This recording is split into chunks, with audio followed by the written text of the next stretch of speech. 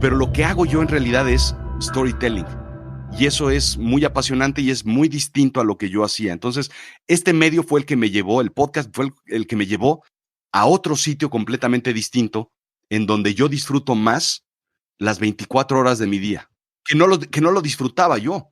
Y platicas con la gente y la gente normalmente no disfrutamos el trabajo. Por eso se llama trabajo, porque cuesta trabajo. Esto es Nos cambiaron los muñequitos. Hoy conversamos con Rodrigo Job sobre cómo combinar la creatividad y la tecnología para cultivar tu marca personal y profesional, para lograr una vida con más satisfacción y plenitud. Comencemos. Nos cambiaron los muñequitos. Mi nombre es Cristóbal Colón.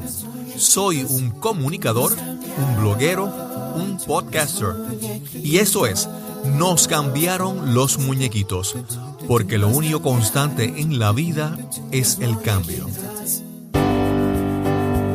Bienvenidos a Nos cambiaron los muñequitos. Gracias por acompañarnos en este episodio, el número 86. Hoy conversamos con Rodrigo Job.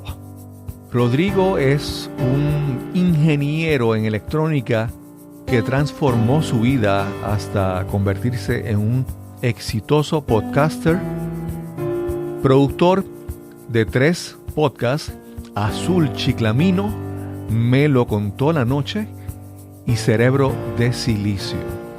Esperamos que disfrutes esta excelente conversación con Rodrigo Job.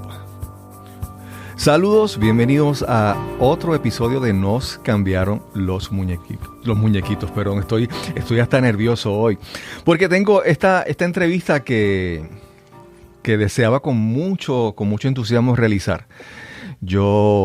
Esta persona que voy a entrevistar hoy, yo siempre digo que cuando yo sea grande, yo quiero ser como él. Hoy vamos a conversar con Rodrigo Job. Rodrigo es actualmente, posiblemente mucha gente lo conoce porque él es el anfitrión, el productor, el creador de 3 podcasts: Azul Chiclamino, Me lo contó la noche y Cerebro de Silicio, que es el más reciente. Pero yo quiero hablar con Rodrigo y ver de dónde sale Rodrigo y dónde surge toda esa creatividad, y vamos a hablar con él sobre todo eso. Saludos, Rodrigo, ¿cómo estás? Bien, muy bien. Gracias. Gracias por estar aquí, por tenerme aquí. De verdad me entusiasma estar platicando contigo. Sí. Para mí tú eres uno de los estándares, ¿verdad? Con la que yo puedo medir un buen podcast. Y uno de los estándares a los que yo aspiro a crear algo así, a ese nivel de profesionalismo. Rodrigo, cuéntanos sobre tu origen, sobre tu historia. ¿Dónde naciste? ¿Cómo te desarrollaste? Bueno, yo nazco en México. Soy mexicano, de padres de familia española, Okay. De familia refugiada española. Entonces, pero nazco en México, vivo en México, estudio en México, soy completamente mexicano. Ok. En un episodio tuyo tú hablaste de un personaje, un Pedro Job familiar tuyo. Entonces, yo en este momento digo, pues, ¿qué parte de lo que yo escucho en sus episodios son ficción o qué parte es realidad? Hay mucha confusión y trato de jugar con eso. Trato de jugar con la fantasía y con la realidad. Y ya lo platicaremos, me imagino, un poco más adelante, pero soy una persona muy imaginativa, muy soñadora. Vivo con un pie en la realidad y otro pie en... Entonces, a veces mezclo cosas y luego me quedo pensando, la gente no va a saber qué es y qué no es. Y creo que eso es bonito, eso es parte del misterio. Sí. Pero entonces, ¿cuándo tú empiezas, en qué momento de tu vida tú empezaste a ver esa creatividad o tal vez tus padres, o esa imaginación? ¿Cómo surge eso? Yo no creo que surja, yo creo que eso ya es algo que lo traes. De cierta forma, yo pienso que es algo que traes grabado en el disco duro cuando naces. No sé quién, no sé cuándo, no sé cómo, no sé dónde, pero alguien lo graba o aparece grabado cuando naces.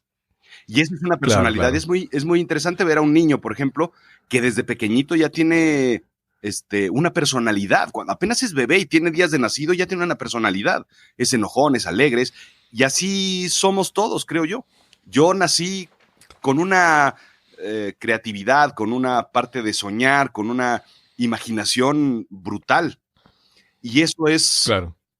te lo plantean en el mundo, al menos hace unos años, en el mundo en el que vivíamos, era como de cierta forma, una discapacidad. Claro, claro. ¿Y esa imaginación te causó algún problema, algún contratiempo en tus años escolares, en la escuela? Siempre, porque siempre estaba soñando. Siempre estaba yo viendo a la ventana, soñando, imaginando, difícilmente poniendo atención. Siempre estaba en otro lado. Sí, de repente me viene a la mente y como que lo asocio y lo comparo contigo. No sé si has leído bueno, en Puerto Rico le decimos muñequito, ¿verdad? Esta caricatura de Calvin and Hobbes, que es este niño que tiene una imaginación y él imagina que su tigre de juguete es real. Y entonces me lo asocio contigo en el sentido de que ese personaje, Calvin, tiene una imaginación increíble, pero a la misma vez tiene una profundidad en las cosas que dice, que no son entre chiste y chiste, tira cosas que son pues altamente, ¿verdad? Son muy profundas, son de gran contenido hasta filosófico, vamos a decirlo así de esa manera. Exacto, sí, no, y así era mi vida de niño. Y luego justo eso, porque además, como difícilmente me tomo las cosas en serio, entonces llegaba un punto en el que a la gente le molestaba, bueno, estamos hablando en serio, pues sí, pero la vida no es seria, la vida es para jugar. Y entonces Exacto. A mucha gente se le conflictúa, ¿no? Entonces resulta que eres un discapacitado porque no puedes poner atención, porque no estás quieto, porque no estás atendiendo, por 1000 razones. Rodrigo, tú estudiaste, tú eres ingeniero en electrónica. Correcto, sí. ¿Y cómo te decidiste a estudiar eso? ¿Cómo fue ese proceso? Sabes que me entendí muy bien con las máquinas y con las computadoras y con la tecnología de adolescente sobre todo, ¿no? A mí me gustaba mucho programar y me gustaba, cuando descubrí el mundo de las computadoras, me encantó programar desde siempre. Entonces fue algo que me entusiasmó mucho. Y a la hora de que tienes que escoger una carrera, que es elegir qué estudiar, me fui hacia la ingeniería electrónica. Y fue algo que me encantó, fue algo súper, súper emocionante, fue muy divertido. Me gustaban las matemáticas por esa parte de estar distraído siempre. Me costaba mucho trabajo, la matemática, las físicas, las ciencias, pero sin embargo me gustaba mucho. Y entonces ahí encontré como un punto de confort en la ingeniería electrónica. Ok, te pregunto porque yo, por ejemplo, en mi caso, yo estudié ingeniería de computadora o de sistemas, ¿verdad? Acá en Puerto Rico le llaman ingeniería de computadora. Pero desde que entré a trabajar en eso, siempre quería hacer algo más. Y entonces trabajar en eso, pues fue como que el medio para yo aspirar a otras cosas después, pero siempre estaba como que viendo el momento en cuándo dejaría de ser eso. Y hace unos años, pues, me lancé, me quité de eso y ahora me hago llamar podcaster.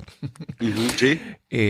Pero entonces, contrario a eso que te yo mencionando de mi parte, tú te sentías muy cómodo y muy a gusto en este mundo. Por ejemplo, el programar computadoras es algo que no requiere mucha interacción con otras personas, ¿verdad? Es una actividad básicamente en solitario. Correcto. Y te sentiste muy a gusto en haciendo esta labor. Mira, me sentía muy a gusto y me gustaba mucho porque era un área muy creativa. Entonces siempre estabas ideando cosas. La ingeniería electrónica era crear circuitos, soldar, crear máquinas que hagan ciertas cosas, que hagan conteos, que hagan cálculos. Entonces era una parte muy creativa. Entonces una persona que tiene mucha creatividad y además tiene hiperactividad por hacer cosas, entonces es como un entorno súper bueno. Pero es muy correcto lo que dices, porque es un punto en donde siempre estás en un laboratorio. Entonces, también es mucho programar. Entonces estás siempre comunicándote con máquina o con los 3, 4, 5 personas que están en el laboratorio. Y así se acaba. Entonces llega un punto en el que tienes creas otra discapacidad social en donde no te puedes comunicar con la demás gente. Sí. Entonces hay un problema, una barrera ahí muy extraña en donde dices, ¿sabes qué? Esto no me está funcionando porque yo no soy una persona de encerrarme. Soy una persona más hacia afuera, más explosiva. Y ahí es donde no me funciona a mí la ingeniería electrónica, cuando me gradúo. Ok. ¿Y actualmente trabajas como ingeniero en electrónica? No. Ok. Terminando ¿Cómo? la carrera, Sí. justo para contrarrestar eso, decidí irme a ventas. ¿Por qué? Porque es justo lo contrario. Entonces, sí vendía, claro, tecnología, vendía equipos de telecomunicaciones a empresas grandes, pero era como la parte consultiva de la inteligencia para vender algo y era interactuar con gente, tomar el teléfono y hablar con alguien, presentarte en una sala de juntas y hacer una presentación, hablar con un cliente. Entonces eso era contrarrestar justo todo lo que había de cierta forma perdido durante la carrera, que era la comunicación social. Okay. Yo pienso que las personas que trabajan en tecnología se enamoran de la tecnología y piensan en la tecnología de por sí sola. Y a veces se les olvida que la tecnología lo que hace es resolver problemas.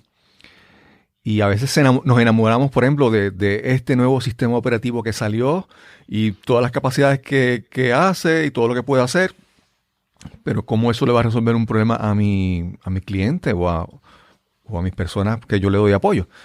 Y entonces esa parte de cuando estás en ventas, tú no es tan solo la tecnología por la tecnología, es que este producto ¿qué es lo que te va a hacer? ¿Qué es lo que te va a resolver? ¿Cómo te va a ayudar? ¿Cómo va a aumentar la productividad de tu compañía, por ejemplo, de tu negocio? Claro. Esa perspectiva es bien interesante, porque no todos los que trabajan en tecnología pueden lanzarse a trabajar así en ventas. Exactamente, sí. Y entonces yo lo que empiezo a hacer es justo eso, empiezo a alejarme un poquito de la tecnología, me deja de interesar features and functions y saber exactamente velocidades y procesadores y todo ese tipo de cosas, y me interesa más resolver problemas. ¿Cuál es el problema de la persona? ¿Cuál es el problema del negocio? ¿Cuál es el problema? Y empiezo poco a poco a alejarme precisamente de ese tipo de cuestiones. Y cuando me doy cuenta, resulta que simplemente es contar historias. ¿Cuál es la historia de tu cliente? ¿Cuál es el problema del cliente? Y después tú lo resuelves con otra historia. Entonces, me empiezo a dar cuenta de que todo es storytelling. Sí. Pero ahí quiero abundar un poco en ese aspecto del storytelling. Porque yo, escuchando tu podcast, yo sé cómo tú, la forma en que tú enfrentas la narrativa, el storytelling, yo sé cómo tú la utilizas. Pero de repente el storytelling también se ha vuelto como, hay palabras de moda, hay conceptos de moda, y entonces ahora te dicen el storytelling para las corporaciones y para las ventas y el mercadeo. Y de repente yo creo que a veces como que se pierde la perspectiva o el propósito esencial, inherente de la narrativa, cuando de repente queremos crearlo como una fórmula para vender más. No sé cómo tú lo ves, ¿verdad? Sí, el gran tema es la forma en la que utilizas tú el storytelling y cualquier otra herramienta. Yo creo mucho en la intención de las cosas. Entonces, si tú buscas una intención para vender, hay ciertas herramientas que no van a funcionar. Entonces, el storytelling va a sonar muy acartonado y va a sonar falso. Exacto. Ese es el gran problema de las ventas, ¿no? Que si no lo crees, que si no estás convencido, que si no eres honesto, suena falso per se. Entonces, lo mismo sucede con el storytelling. Tú puedes contar una muy buena historia, pero si no te la crees, es falsa. Y entonces, el storytelling es un vehículo para comunicarse con las personas. Y si no estás haciendo la comunicación honesta, directa, clara con la otra persona, entonces es falsa y no sirve. Entonces, definitivamente. Un storytelling que dices, no te la compro. Entonces, porque es como una fórmula. Exacto, por eso siempre trato de decir, en mi experiencia, esto es lo que hice y esto es lo que pasó y esto es lo que pasó en mi vida.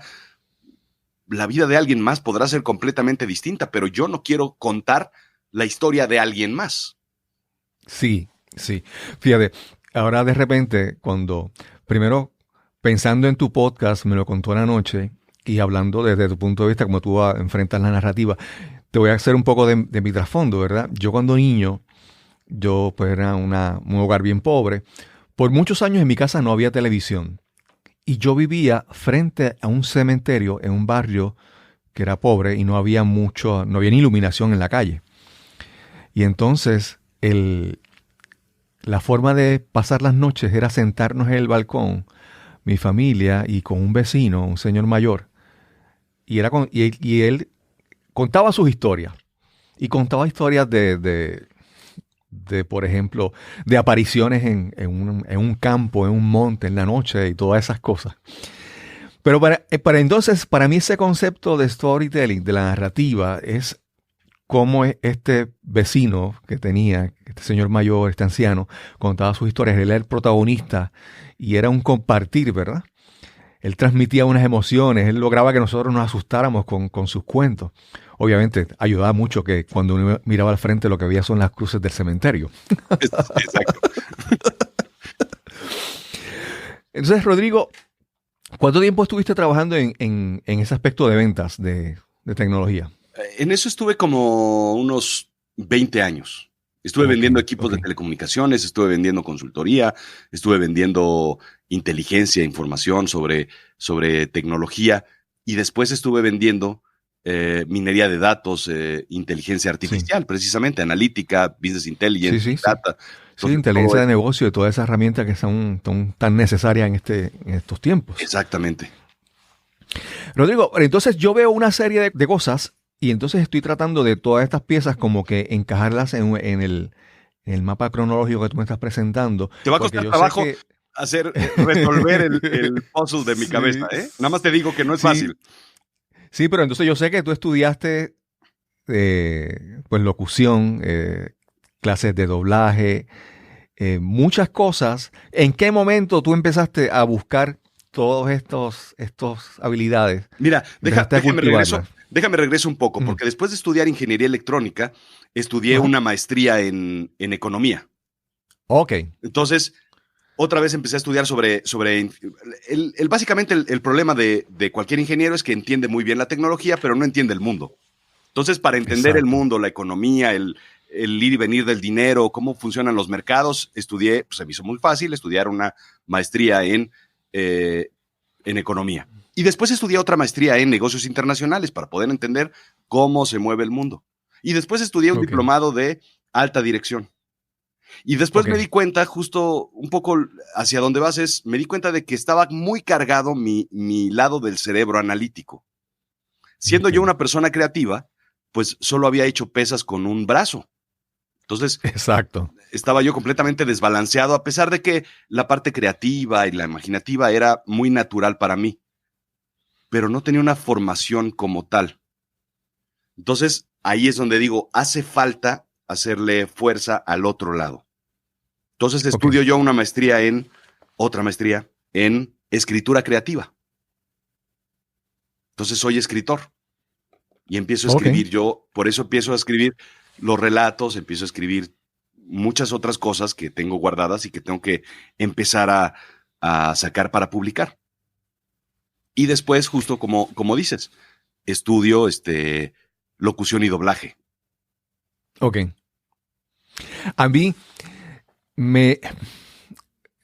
yo en algún momento, escuchando tu podcast, me da la impresión de que yo digo, me parece como que Rodrigo, su podcast a veces es como un artista que va creando un portfolio de su trabajo. Y yo digo, a veces creo que él quisiera hacer más trabajos con su voz. Y entonces, como al crear este podcast, es como su exposición, vamos a decir así. Porque vi también que hace poco grabaste un audiolibro. ¿Qué te apasiona? ¿Qué proporción de pasión hay en usar tu voz para hacer actuación, voiceovers, todo eso? Y la narrativa y en tus historias. ¿Cómo es la proporción ahí de tu pasión hacia esas cosas? Sí, mira, déjate explico cómo nace Azul Chiclamino, porque de ahí viene toda otra vez, storytelling. Entonces, la historia es que yo empiezo termino de estudiar locución y doblaje, y para entrar al mundo del doblaje es una complicación, porque hoy en día son trabajos que tienen acaparados los grandes nombres de Hollywood. Ya todo el mundo hace doblaje, pero tienes que ser un George Clooney o tienes que ser un Eugenio Derbez o tienes que ser alguien para verdaderamente poder empezar. Es muy complicado.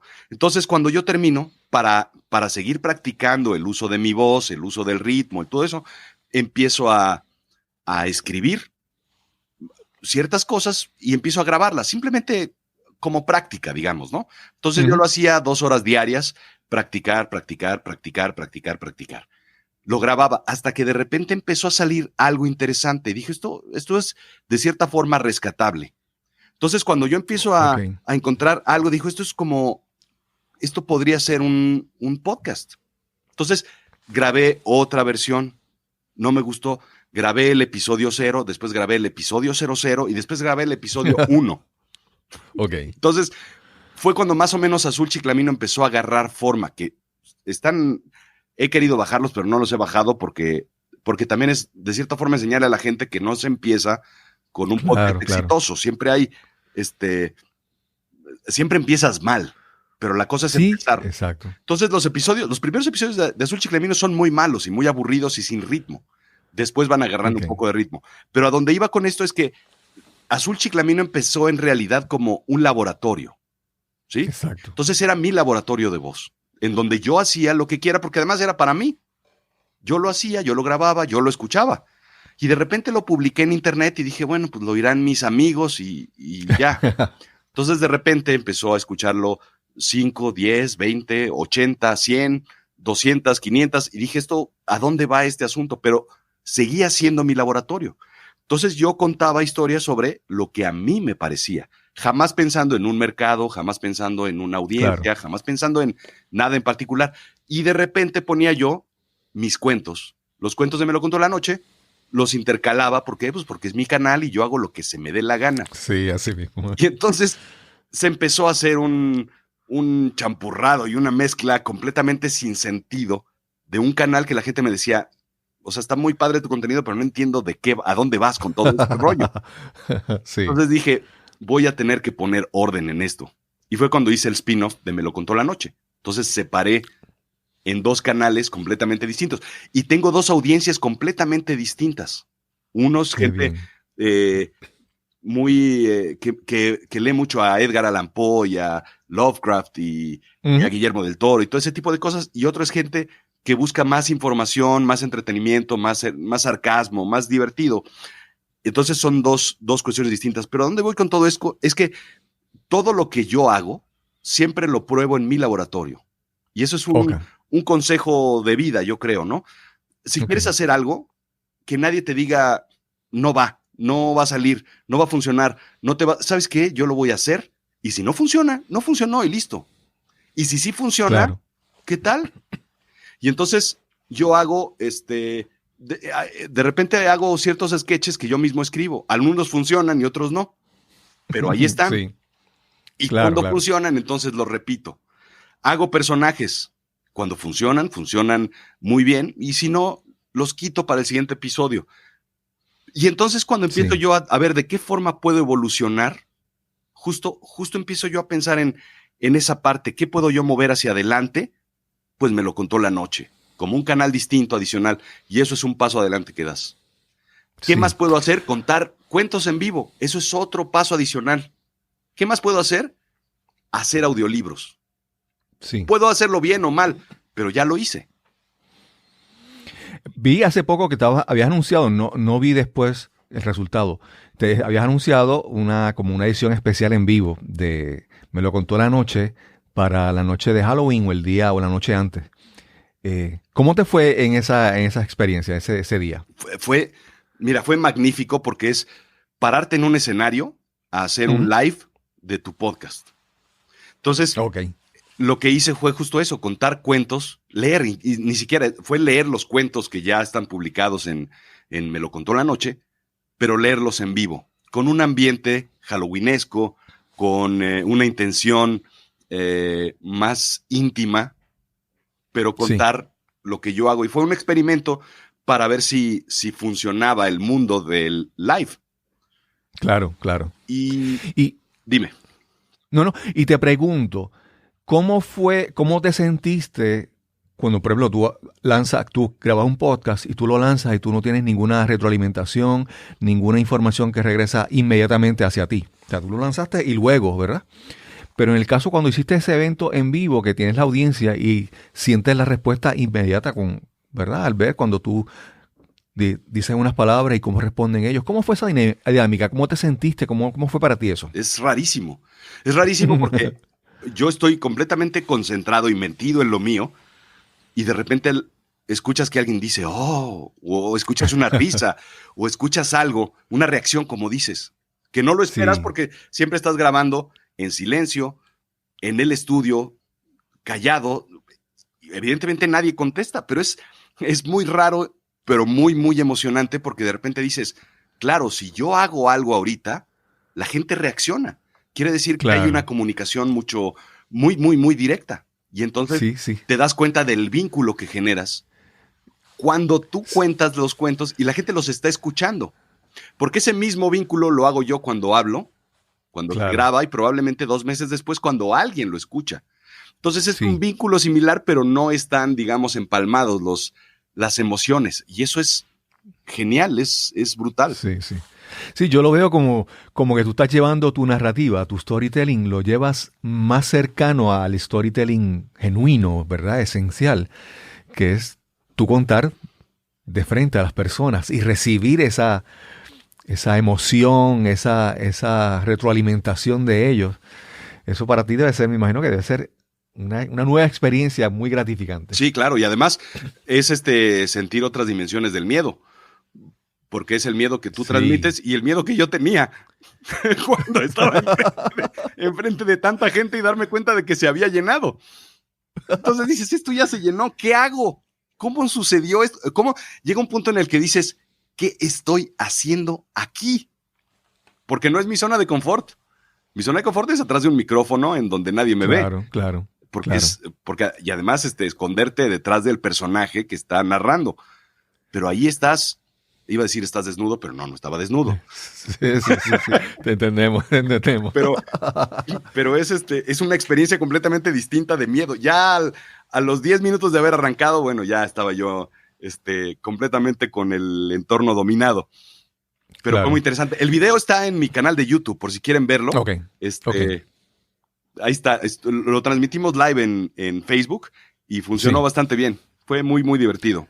Lo voy a buscar y lo voy a compartir después. Porque a mí para empezar, cuando tú hiciste una promoción hace poco con marionetas, ¿verdad? Sí. Con títeres. Sí.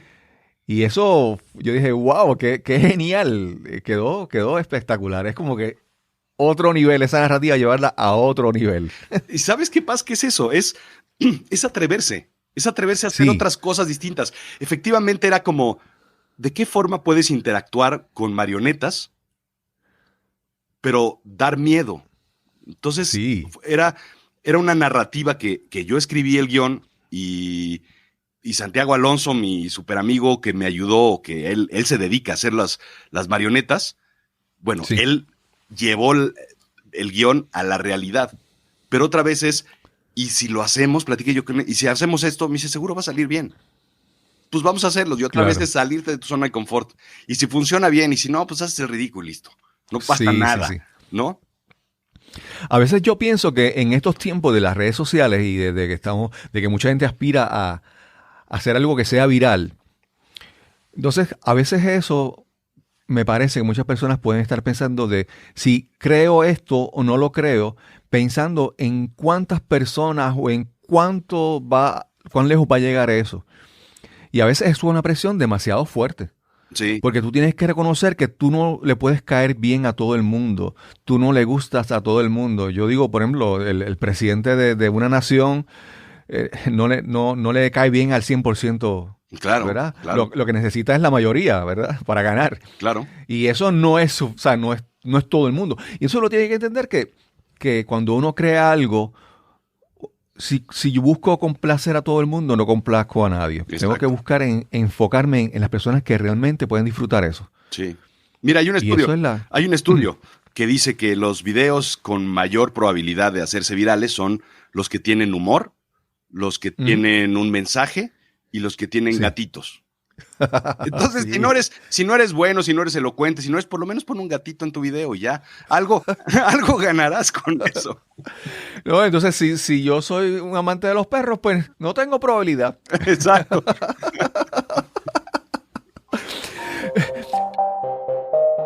Estás escuchando Nos cambiaron los muñequitos. Este es el episodio número 86 y conversamos con Rodrigo Job. Rodrigo, pero yo veo tus episodios, especialmente en Azul Chiclamino y en Cerebro de Silicio, y yo veo, una vez escuché una entrevista que te hicieron y tú mencionabas que creo que alrededor de 8 horas de producción Sí, te tomaba crear un episodio de Azul Chiclamino. sí. Y entonces hace unos días también escuchaba cuando tú mencionas las fuentes. Por ejemplo, dice, y esto lo digo, y esto lo dice Harvard Business Review. Y yo digo, tú estás suscrito a muchos de estos sitios de referencia para tener información para esto. A ninguno. ¿También? A ninguno. A ninguno. O sea, todo es... Okay, ok. Mira, toda la información, hay dos claves importantes en las que se sostiene Azul Chiclamino. Primero, Ujú. cualquier pregunta que tengas en el mundo, en la vida, en lo que se te ocurra, alguien ya hizo un estudio serio al respecto. Piensa, o sea, nada más piénsalo. Somos 7,000 Sí, millones de personas en el mundo. Eso es bien importante, esa segunda Alguien ya palabra. lo estudió. por Estudio absurdo que serio, sea. es serio. Exacto, sí. Por eso se llama la realidad de lo absurdo. ¿Alguien ya Sí. estudió cuál es la temperatura perfecta para un café? Sí. ¿Y qué utilidad tiene para la humanidad?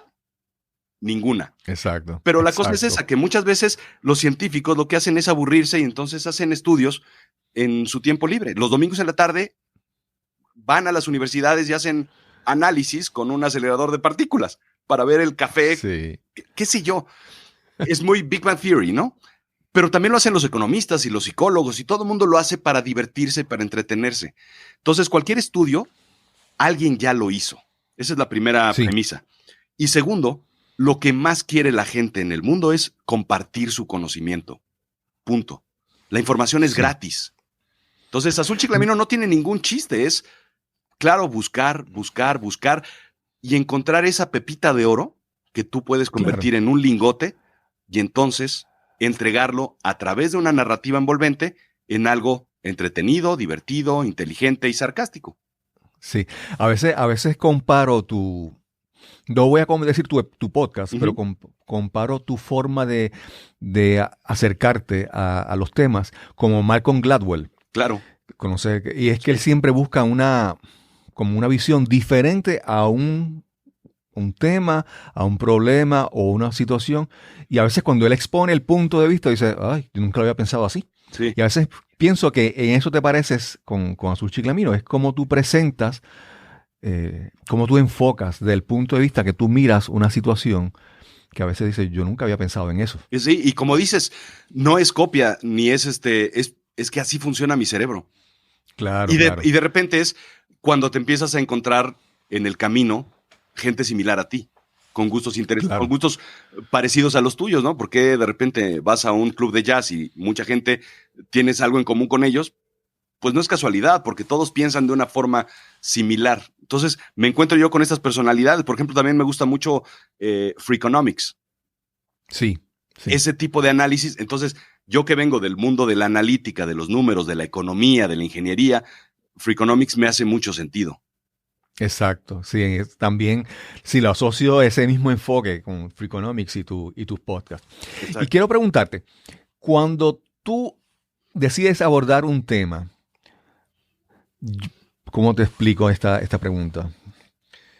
¿Tienes ya en tu mente cómo empiezas el proceso de investigación sabiendo el resultado, lo que va a salir, o empiezas un proceso de aprendizaje que en la investigación se transforma tu forma de pensar sobre tus ideas que tenías sobre esa situación? No sé si me entiendes, Sí, ¿verdad? sí. Mira, yo empiezo con una idea, empiezo con una pregunta, con un concepto, con un qué pasaría o por qué es así o desde cuándo o cómo o a quién se le ocurrió. Empiezo con una idea y tengo más o menos una hipótesis, digamos, ¿no?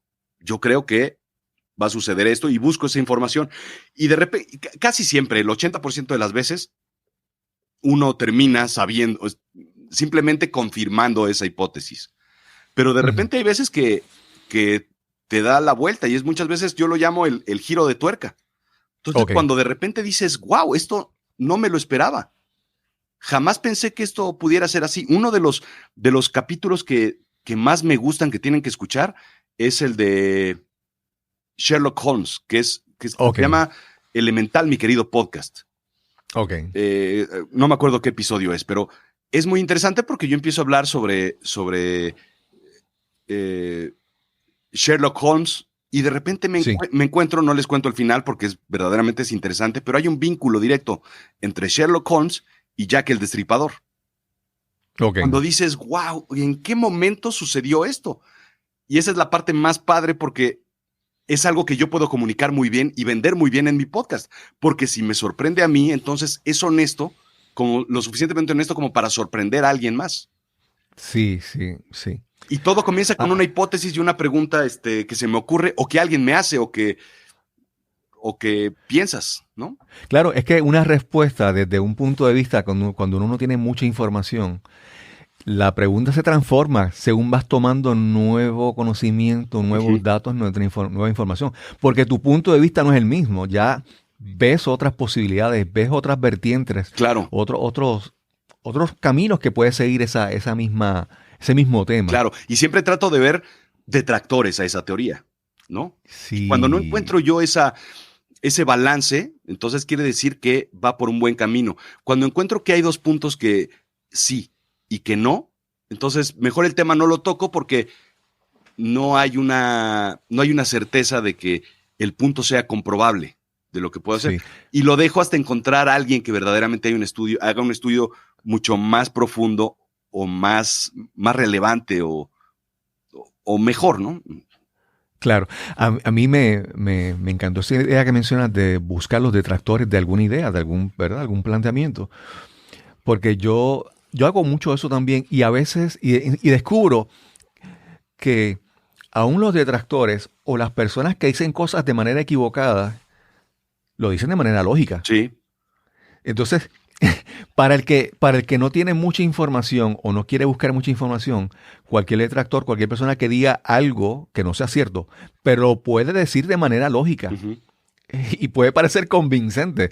Por ejemplo, cuando hablamos ahora de la gente que cree que la Tierra es plana. Exacto, sí.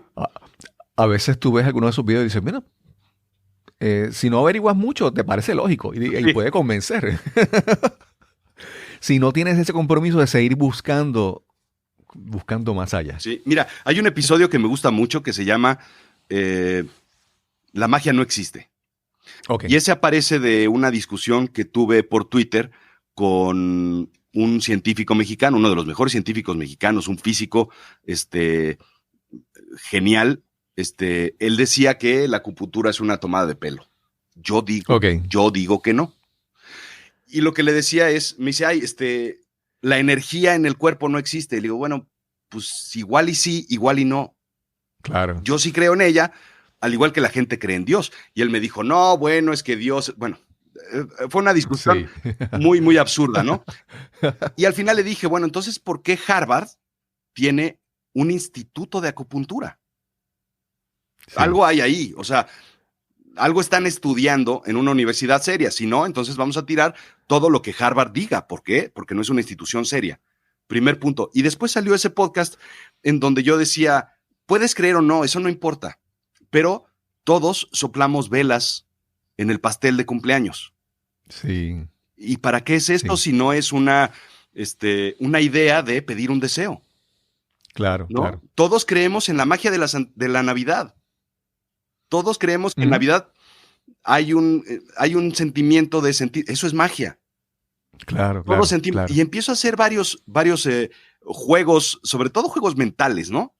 En donde nos damos cuenta de que tenemos muchos rituales absurdos, igual que como rezar, y los científicos, que muchos son ateos, descalifican la religión, el rezar y el pedir a Dios ciertas cosas, pero ellos siguen haciendo muchas cosas como soplarle a unas velas en un pastel para pedir un deseo. Y no digas qué pediste, porque entonces no se vuelve realidad. Y entonces es la magia de, bueno, Entonces, no le pides un deseo a la primera estrella que ves como Pinocho y entonces cuando matas la magia de la acupuntura, matas la magia que te enseñaron de niños. Entonces, yo estoy completamente en desacuerdo de dejar de crecer en ese sentido, ¿sí me entiendes? Sí, te entiendo, claro. Hay que ser, entonces, mi podcast por eso lo hago yo con magia y tiene un sentido muy infantil para envolverte en un mundo y en un universo que yo creo que es la magia en donde todo es posible. Y es muy imaginativo, ¿no? Sí. Yo, con eso que mencionas de la acupuntura y de la energía en el cuerpo, obviamente nuestro cuerpo es una red de circuitos, ¿verdad? Eléctricos que están transmitiendo impulsos, ¿verdad? Claro. Nuestro sistema nervioso. A mayor o menor grado hay una energía ahí, ¿verdad? Claro, sí. No estamos hablando de estos artistas marciales que con campos de energía derriban a la gente. Exacto, sí. Pero hay una energía.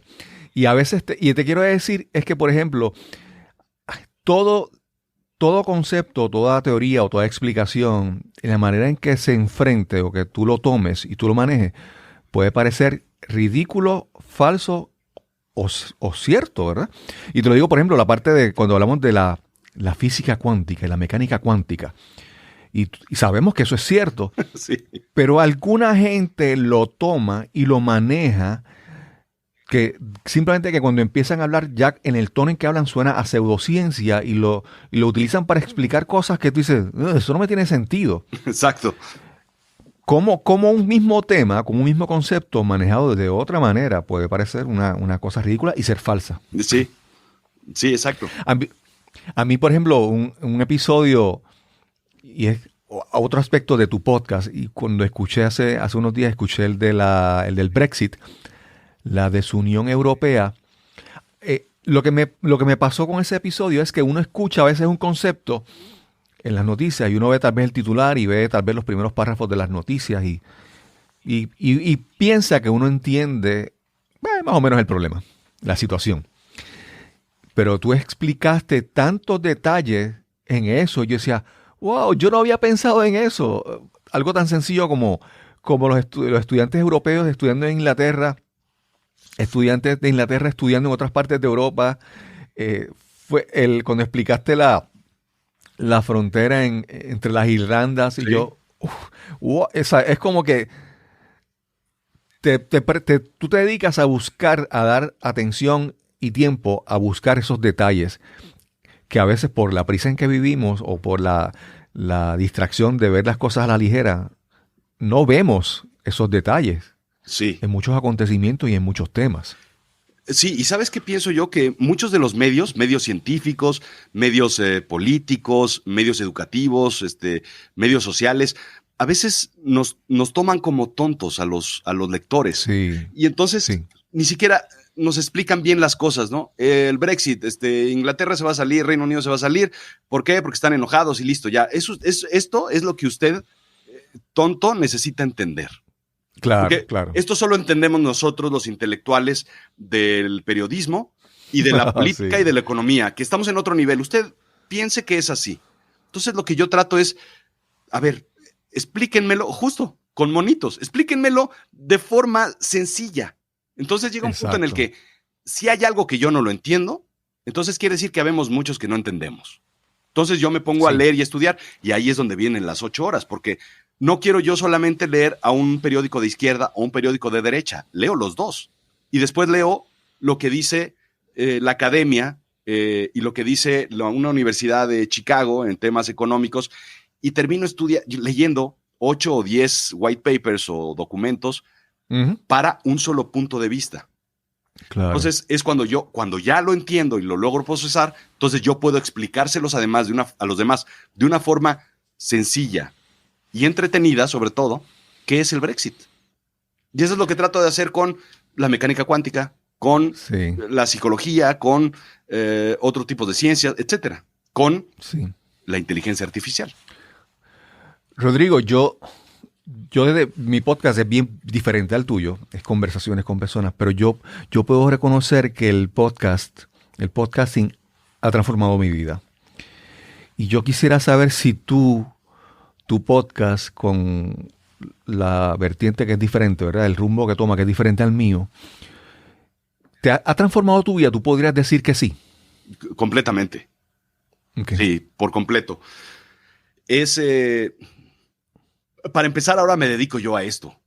Ya la parte corporativa la dejé a un lado. Y ahora, de ser ingeniero y de ser director de marketing y hacer análisis y analítica, inteligencia artificial y todo eso en empresas de telecomunicaciones o empresas grandes, ahora lo que soy un simple storytelling, un storyteller. Y cuento historias. Sí. A eso me dedico yo, a contar historias. El podcast es un medio. Igual que lo hago en un blog, o igual que lo hago en una novela, o igual que lo hago en un cuento, o igual que lo hago ahora que estoy tratando de entender el mundo del YouTube y el video, que nomás me cuesta mucho trabajo, pero igual que lo hago o intento hacerlo en vivo, igual que lo hago en conferencias. Pero lo que hago yo en realidad es storytelling. Y eso es muy apasionante y es muy distinto a lo que yo hacía. Entonces, este medio fue el que me llevó, el podcast fue el que me llevó a otro sitio completamente distinto, en donde yo disfruto más las 24 horas de mi día. Que no lo disfrutaba yo. Eso es lo más es raro, ¿no? Y platicas con la gente y la gente normalmente no disfrutamos el trabajo. Por eso se llama trabajo. Porque cuesta trabajo. Sí. Y tu podcast, no sé que Azul Chiclamino, no sé si los otros podcasts han recibido premios. Has recibido premios. Y entonces es como que ser reconocido por algo que tú dirías que es trabajo, pero que disfrutas muchísimo y ya no consideras trabajo, ¿verdad? Sí, así es. Sí, no, esto no es un trabajo. Bueno, claro que es un trabajo porque hay veces que no quiero grabar. ¿Por qué? Pues porque uno no quiere grabar y quiere salir al parque a dar piruetas. Pero hay que grabar. Y aún así uno lo disfruta. El año pasado, por hacer algo que me gusta, me dieron 3 premios, 3 Latin Podcast Awards por Azul Chiclamino. Que es la primera vez que un mismo podcast gana 3 premios. Y este año gané uno con Me lo contó la noche. Entonces tengo 4 premios, más otras formas de agradecimiento que me han dado en otras instituciones, ¿no? Sí. Y vives, vamos a preguntar, ¿verdad? Esto, abundando un poquito más, ¿vives principalmente del podcast? ¿Podemos decir que tus ingresos surgen del podcast o también de otras labores relacionadas con locución, voiceovers? De muchas cosas. Sí, es un negocio, es un tema que llevo 18 meses dedicándome a esto. Entonces como cualquier negocio, es echarlo a andar. Claro. No piensen que ya arrancando y teniendo un podcast que funciona y todo, ya vas a vivir de ello, ¿no? Es mucho posicionamiento, es mucho movimiento, pero sí hago muchas cosas. Primero, la principal es el podcast. Segundo es conferencias. Yo doy conferencias y las empresas lo que hacen es localizarme y me dicen, oye, necesitamos a alguien que pueda hablar sobre cierta tecnología. Claro. Perfecto, puedo hablar sobre eso. Oye, necesitamos a alguien que hágale sobre motivación. Perfecto, pues sí. Y es muy fácil decirlo cuando tengo 160 episodios de Azul Chiclamino, tengo 160 conferencias de qué hablar. Escoge en el catálogo. Entonces es un acervo ya muy bien planteado. Son 160 TED Talks, así lo veo yo y así lo planteo. Por eso duran 12, 15 minutos, ¿no? Claro. Yo siempre veo mucha gente que se va siempre por la fácil. Vamos a decir, es bien fácil yo poner mi teléfono inteligente aquí y lanzarme a crear un Facebook Live. Y lo hago porque prendo la cámara y empiezo a hablar, ¿verdad? Y a veces muchas personas ven el podcast como que hay más trabajo, no es tan fácil. Pero yo siempre lo veo que tú vas creando como que un portfolio, ¿verdad? Una colección, una librería de tu trabajo. Y esa librería está ahí disponible constantemente, fácil acceso en cualquier momento. Claro. Por ejemplo, yo no conozco a Rodrigo Job, escucho este episodio, quiero conocer un poco más de él. Escucho los podcasts, tu podcast, el más reciente, pero mencionaste el de Sherlock Holmes y lo voy a buscar. Y después quiero ir a regresar al episodio 0 a ver de dónde surge Azul Chiclamino y Rodrigo Job. Entonces, esa capacidad de tú crear un trabajo que es tu trabajo, no es el trabajo que está enriqueciendo a Mark Zuckerberg. Exacto, sí. Es un trabajo que está para ti. Claro. Y entonces, eso no es fácil. Incluso como comenzamos hablando de la parte creativa, no hay que saber escoger de qué queremos hablar, qué queremos hacer, cómo queremos presentarlo.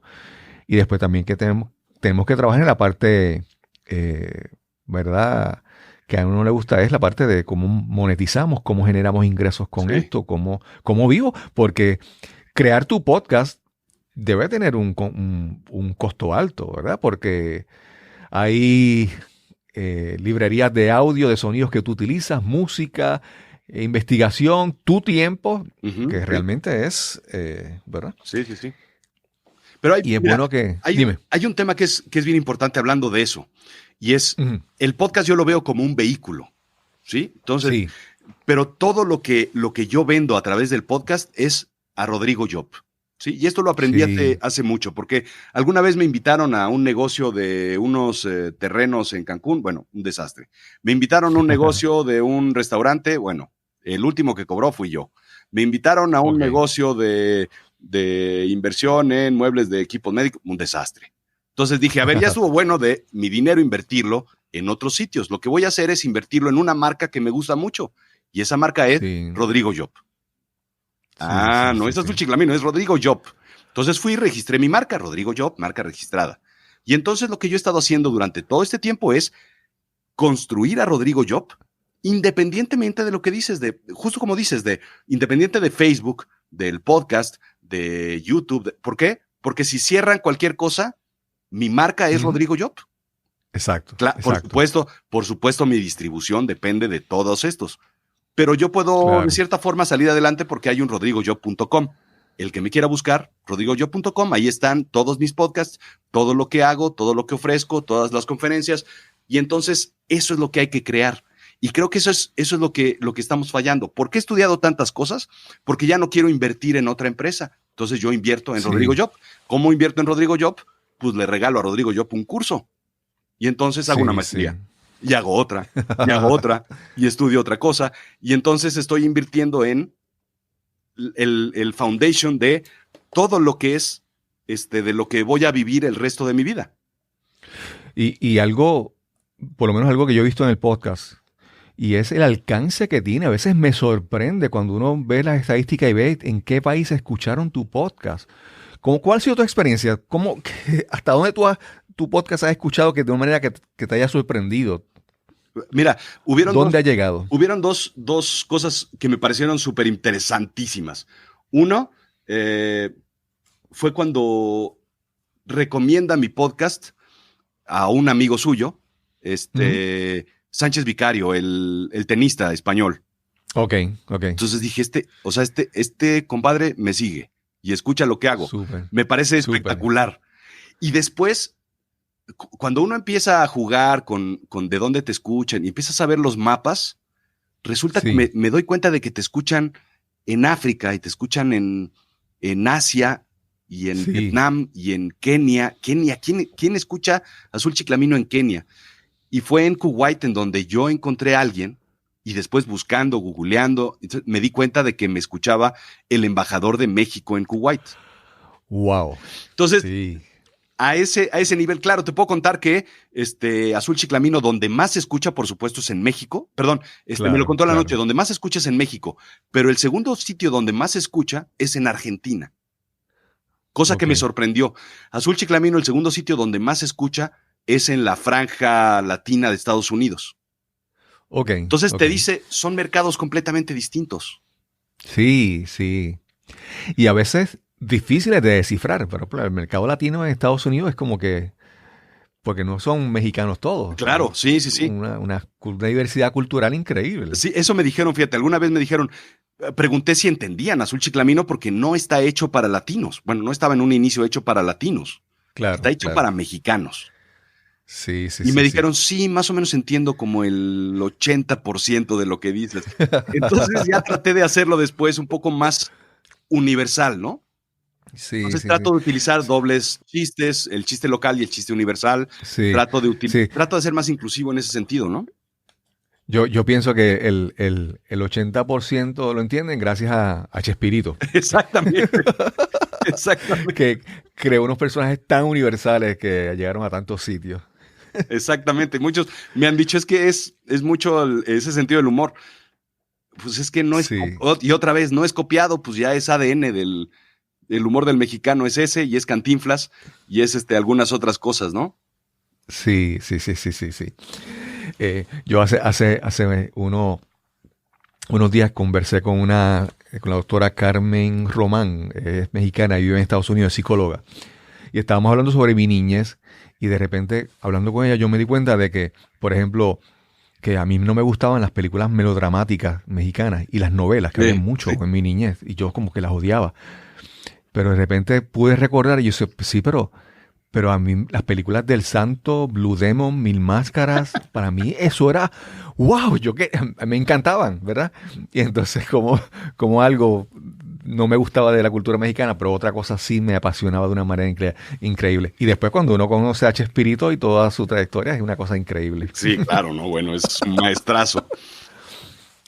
Rodrigo, yo estoy súper agradecido de que hayas accedido a conversar conmigo. Para mí, obviamente, para mí el podcast es esta persona que está buscando crecer y busca crecer acercándose a personas que le puedan aportar, que puedan conversar con él y darle ideas. Y para mí, poder conversar contigo, escuchar tu forma de pensar, para mí es súper valioso. Enriquece mi vida y yo espero que enriquezca también la vida de cada una persona que me escucha en este episodio. Estoy súper agradecido, súper emocionado. Te conocí en Podcast Movement en Sí, Orlando y cuando te vi fue como que, no sé si me vi ridículo, como un fan. no, Rodrigo, yo soy tu fan.